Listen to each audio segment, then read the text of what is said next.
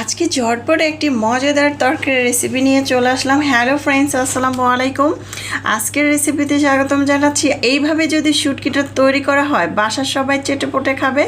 প্রথমে একটি প্যানের মধ্যে আধা কাপ তেল দিয়েছি, পেঁয়াজ কুচি, রসুন কুচি, কাঁচামরিচ কুচি একসাথে দিয়ে দিলাম, একটু ভেজে নিলাম। কাঁচামরিচ কুচিটা একটু বেশি দিয়েছি, একটি তেজপাতা ছিঁড়ে দিয়ে দিলাম। এখন আদা বাটা, রসুন বাটা 1 টেবিল চামচ করে দিয়ে দিলাম, একটু ভেজে নিলাম যাতে কাঁচা গন্ধটা চলে যায়। তারপরে দিয়ে দিলাম কিছু গুঁড়ো মশলা, 1/2 চামচ করে মরিচের গুঁড়া দিয়েছি, হলুদের গুঁড়া দিয়েছি, জিরার গুঁড়া দিয়েছি, ধনিয়ার গুঁড়া দিয়েছি, পরিমাণ মতো লবণ দিয়েছি, একটু পরিমাণ পানি দিয়ে মশলাটাকে খুব ভালো করে কষিয়ে নিয়েছি।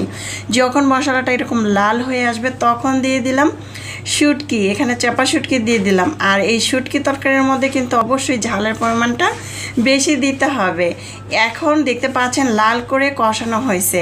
এ পর্যায়ে দিয়ে দিচ্ছি পেঁয়াজ কলি, তারপরে হচ্ছে যে পুঁই শাকের বিচি সহ ফুল, তারপরে হচ্ছে শিম, তারপরে হচ্ছে আলু কুচি একসাথে দিয়ে একটু ভালো করে কষিয়ে নিচ্ছি।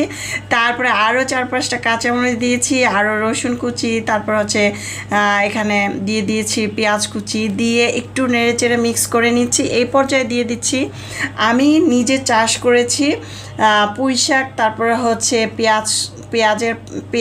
পেঁয়াজ পাতা, তারপর হচ্ছে রসুনের পাতা দিয়ে খুব ভালো করে নেড়ে চেড়ে মিক্স করে নিলাম। বারান্দার মধ্যে কিন্তু এইভাবে আমরা শাকসবজি তৈরি করতে পারি।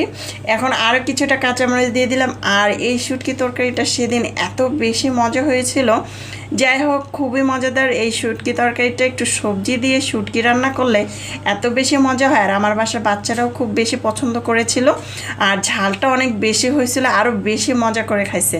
ধনেপাতা কুচি দিয়ে দিলাম, দিয়ে একটু নেড়ে চেড়ে একদম পোড়া পোড়া করে রান্না করে নিয়েছি। এখন একটি বাটিতে পরিবেশন করে নিচ্ছি। মাশাআল্লাহ, দেখতে যেমন সুন্দর হয়েছে, খেতেও দারুণ মজা হয়েছিল। ঝটপট চাইলে এইভাবে শুটকিটা রান্না করতে পারেন। মাঝে মধ্যে এরকম শুটকি থাকলে বাসার সবাই এত বেশি মজা করে খায়। রেসিপি কেমন হয়েছে? রেসিপি ভালো লাগলে চ্যানেল সাবস্ক্রাইব করে লাইক দিয়ে পাশে থাকবেন। দর্শক বেশি বেশি ভালো থাকবেন, খাবার কখনো অপচয় করবেন না। আমরা চাইলে এক এক দিন এক এক রকম করে তৈরি করতে পারি। আল্লাহ।